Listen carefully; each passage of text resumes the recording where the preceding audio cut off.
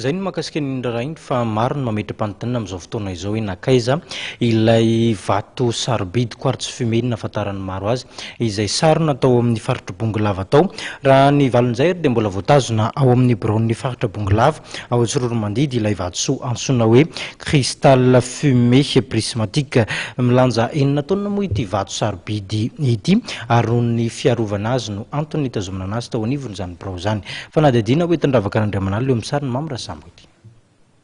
Hatramin'ny asabotsy 7 marsa lasa teo no azoniny eo amin'ny birao ny faritra Bongolava eto Tsoromandidy ilay vatosoa amin'ny karazany quartz fumé antsoina hoe cristal fumé prismatique milanja 9 taona mba hiarovana azy amin'ireo olona maniry akazy.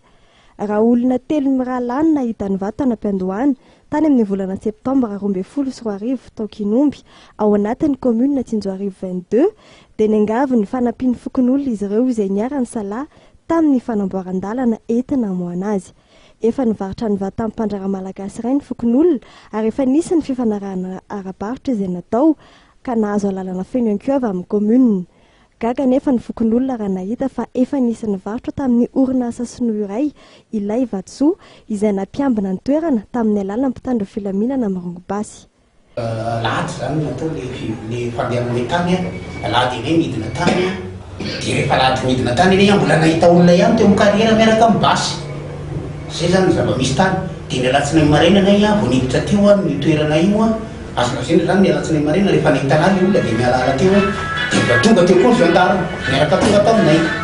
tonga raha le gendarme avy any aminay izy tsy nanino fa mipetraka fotsiny izy tsy nanonino tsy nateny tsy nanino fa mipetraka fotsiny dia teo moa zany dia nanolotra n'le vato le tompony hoe zay marina le vato dia atolotra nareo mpividy io le vatonareo tsofinay rano soamatsara.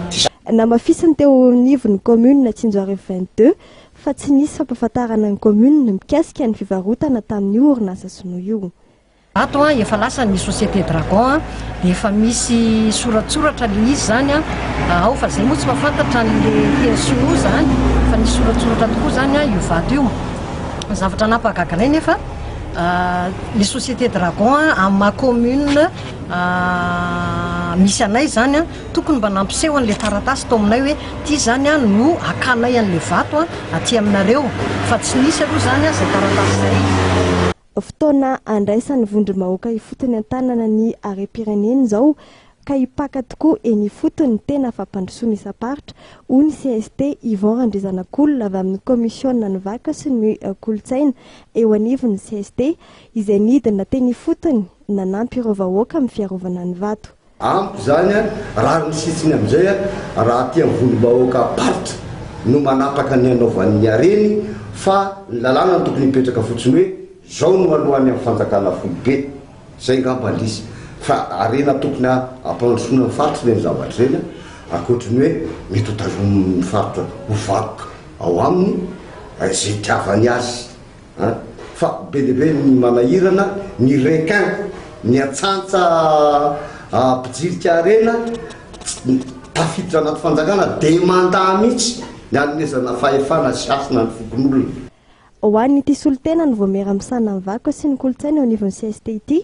azo atao mitahiry ity vato ity ho lasa vakoka hisarihana mpizahatany kanefa raha tsy maintsy hirosoana ny famarotana azy dia tokony atao mangarahary zany ary anaovana toloby dia raisam-pireneny ka ny vola azo amin'izany dia azo apahany maro ny commune telo sy ny faritra Bongolava izay toerana nahitana ny vato.